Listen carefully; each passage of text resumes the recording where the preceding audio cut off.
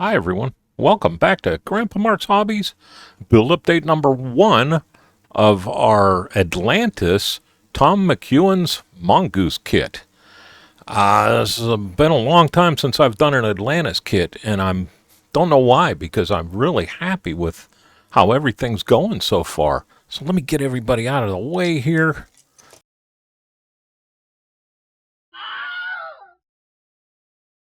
We'll go over this awesome kit. Even Rob flew in to grill us up some dinner. Daisy can't wait to go for a ride.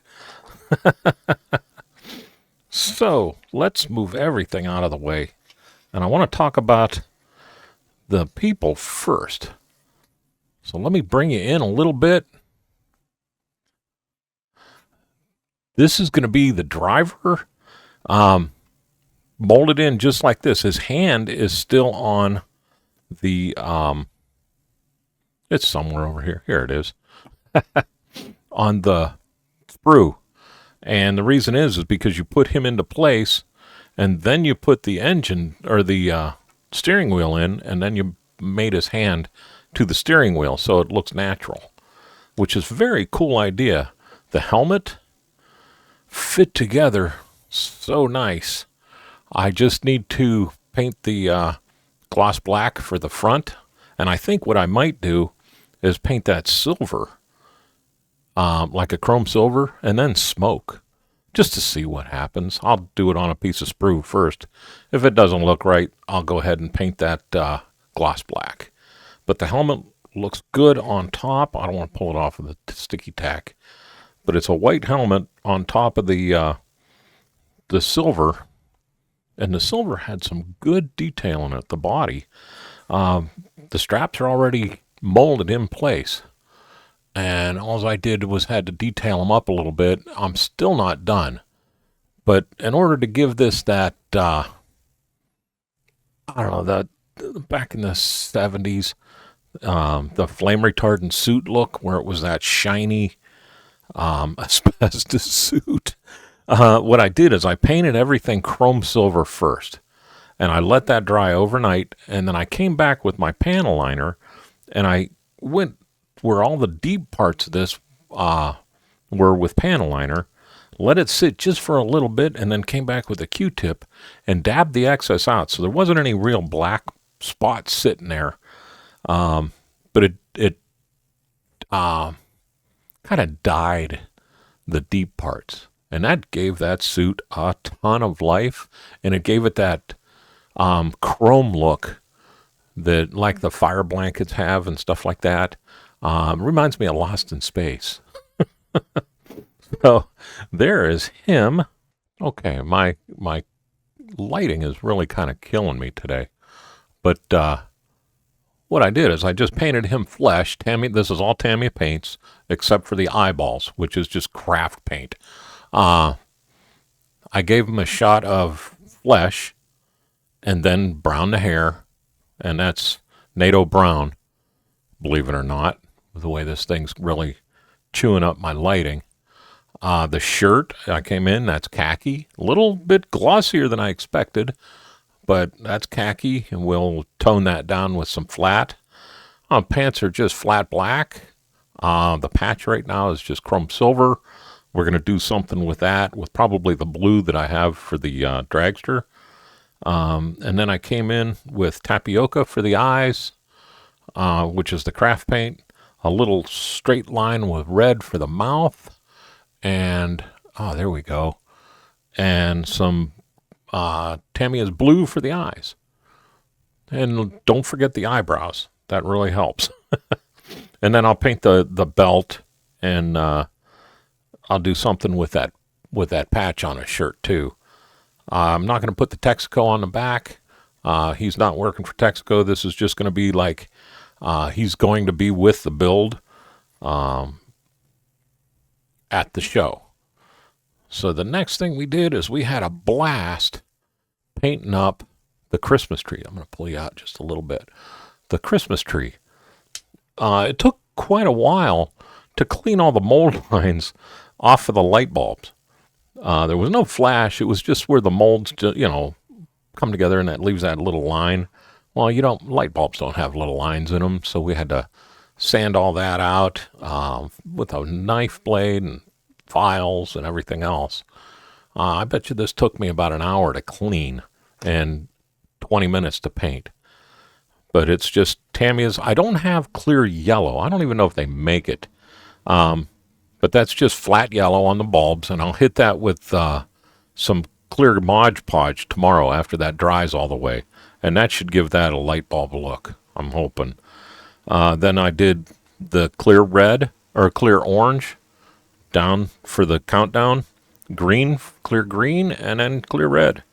We'll get the decals on here in a couple of days once everything's settled out, and I'm not afraid to hold it with my hands. But how fun is that? Just 3 pieces. I got 3 more pieces to go on it and a couple of decals. But boy, oh boy, how cool is that? I was even thinking about trying to run LEDs in this thing and light it up, but I decided, no, we're going for, pretty much stock build. So I'm just going to leave everything the way it is. And just have fun. I'm just having fun with this kit.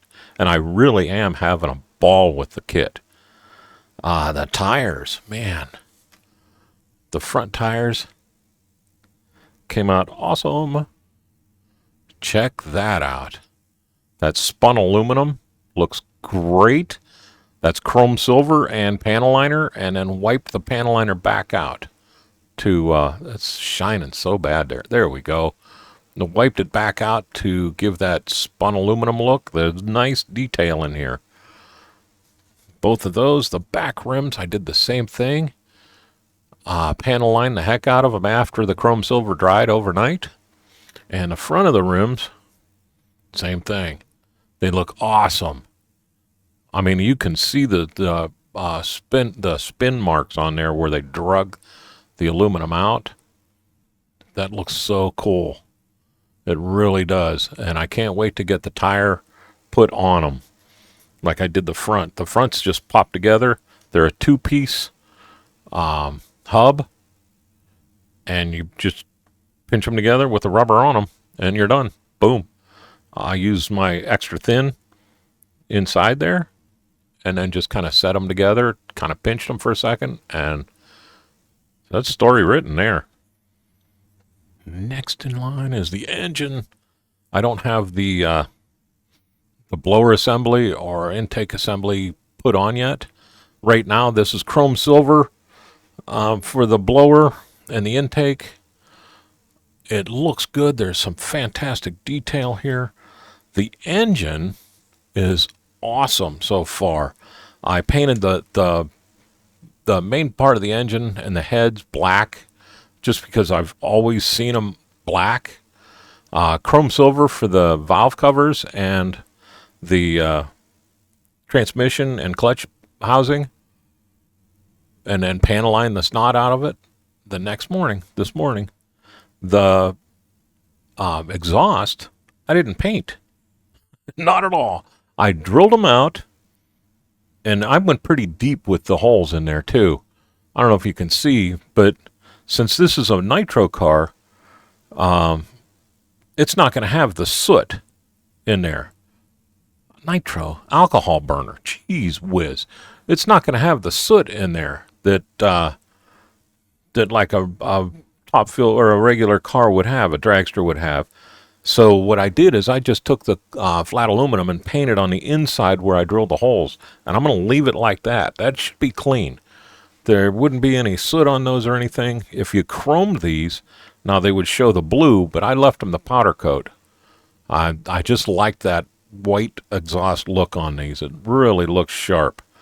Didn't want chrome. They didn't see the chrome like that. These would be aluminum valve heads or valve covers, probably aluminum heads on them too. I'm not even sure. I'm clueless when it comes to something that runs this hard. Way out of my league. But there's the engine, painted up nice, ready to rock and roll. The blower looks great, but I'm not sure if I'm going to leave it the shiny aluminum like that. There we go. We're in focus. Look at the detail in this blower. This is so sweet. But I'm not sure if I'm going to leave it like that on the top of the engine, or if I'm going to come in and repaint everything, or repaint the blower with titanium gold. I've seen it both ways, and I'm not sure which way I'm going to go yet. So, like I said, I like the way the panel liner made everything just pop on this. It sure does show everything off, and I'm half afraid I'm going to lose that detail when I panel line over the titanium gold. So you might just see it the way it is right now. And either way, I'll be happy. I was just trying to make a little bit more interest to the engine. So, but there's the engine. The tub is just that, painted semi-gloss black. I decided to go with the semi-gloss black with the tub and with the rail, just because the color that I'm using for the body, I didn't want anything bright, flashy. I didn't want to go with like all steel look or anything like that. I wanted it to just kind of be there, a show off, but not overpower everything. So that's why I did that. I forgot to spray my rear end, so I ended up brush painting it flat flat black. I'll hit that with some panel liner, but I'll tell you what, the lines on here. See this across the side here on both sides? That's not a panel line. That is a weld line that actually has welded seams on there, and they made it to where it looks so cool. There you go. You can see that's weld. The seam was across the top up here and across the bottom, and that was made to show off the weld marks. So how cool is that? The air grabber is gone. I just painted it the flat aluminum, hit it with a little panel liner to give it some highlights. I haven't done the inside yet. You always see them like with a red, the 3 red, but I think with the way this is going, I might use clear blue. So now that's done and ready to rock and roll. Let's get into this body. Really like it. Didn't want to go with the red. I'm tired of red. I've done enough red for a little while. So I ended up going with the white and blue. It was going to be red, white, and blue. And what I planned on doing was having the white on the top with a blue point, which I ended up getting perfectly centered for once. Yay. I was going to have the blue side coming down on this part of it where it drops down, the upper. And then I was going to paint this red. So I painted the blue with the white stripe and everything, and I pulled the white stripe off of it. I took this over and I started painting red and hated it. I mean, it was red, but it wasn't going to look like what I wanted it to look like. So I took it straight over in the other room and dunked the whole thing in the bottle of LA Awesome, which stripped it instantly. So I was able to scrub it up and clean it really, really quick. I came back, I grabbed my blue, and I reshot it with blue, and I like this a lot better. I think that's going to look so much better this way than it did. I was going for red, white, and blue, for 70, the 76 bicentennial and all that, but it would have looked horrible. This, I think, looks pretty cool. So I took that and kind of ran with it. The spoiler in the back, I did the blue with the white stripes coming off the center that way. The front is just a single, how about if I put it in the frame? It's just a single white stripe coming up this way. I think that matched out really nice with our drawn stripe coming off the front here. So this is going to come out really, really cool. It'll look pretty much like that when it's laid out, I'm hoping. Yeah. pretty much just like that. The suspension on this thing, speaking of, getting the front on and all that, the suspension is so delicate. These are the two side supports for the front. And man, I'll tell you what, cleaning those was a breeze. It looked like it was going to be just a pain in the rump. But what I was able to do is I just cut this off flat, because that's where the mounting point is for the sprue. And that left a little pin at the end there.